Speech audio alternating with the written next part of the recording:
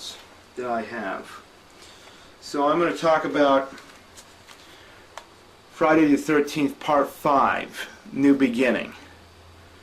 Friday the 13th Part 5 came out in 1985. Actually, it was the same year I was born, coincidentally. I like Friday the 13th Part 5, New Beginning. It's different, you know. Instead of having Jason as a killer, you have a copycat killer that's copying Jason using his motives and looks just like Jason, except for his hockey mask is a little bit different.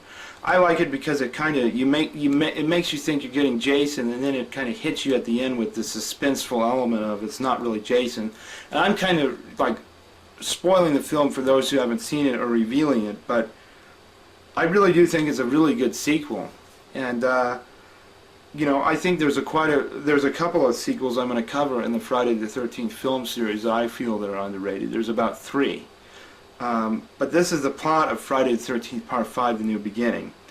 It says, they thought Jason was dead. They thought he was gone for good. But it turns out they're all wrong, dead wrong. Young Tommy Jarvis may have escaped from Crystal Lake, but he's still haunted by the gruesome events that happened there. When gory murders start occurring at the secluded halfway house for troubled teens, where he now lives, it seems like his nightmarish nemesis, Jason Voorhees, is back for more sadistic killings. And it was produced by Frank Mancuso Jr. And actually, this was the 3rd Friday the 13th movie that he produced. And the guy who directed it, his name is Danny Steinman. Hell of a director for a Friday the 13th sequel. And it has, his name's on the tip of my tongue.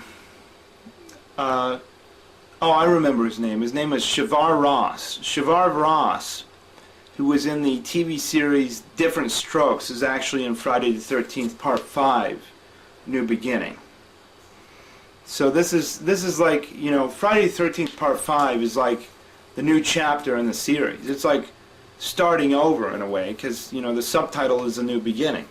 And a lot of critics didn't like it because they thought they should have quit doing Friday the 13th movies and then this stupid idioticness. And a lot of fans didn't like it because it didn't have Jason in it. Bullshit, it does have Jason. And there's flashback sequences that Tommy Jarvis has where Jason shows up, and there's also hallucinations with Jason as well. So,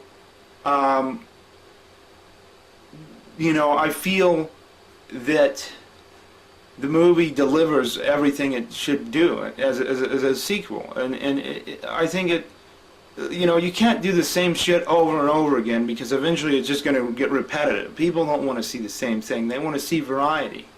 I want to see things that are original, but even with sequels, I want them to try to be a little original with the sequels. We can't copy what happened in the previous film. You have to try to do something a little bit different. You know, or try and continue that and try to make it good. And I really felt that they did that with Friday the 13th Part 5, A New Beginning. And the guy who plays Jason, his name always escapes me, but the guy who played Jason in Friday the 13th Part 5, A New Beginning, he actually did stunts on Star Trek, the original series, Star Trek The Next Generation, and Star Trek Deep Space Nine. But I always forget, oh, I remember. The guy who played Jason in Friday the 13th Part 5, A New Beginning is Tom Morga. Tom Morga is a terrific stuntman. He's great. He's not just a good stuntman, but he's a great physical actor. His acting that he did in those Star Trek series and in Friday the 13th Part 5 is terrific.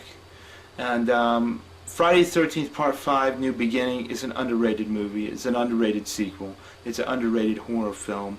It's a good one. I fucking love it. And, you know, with Friday the 13th, I think with it, as far as horror film sequels go, I think it's had some of the best sequels. I really do. But I'm going to talk to you guys about two other Friday the 13th sequels I felt like they kind of got shit on by the general public. The next one I'm going to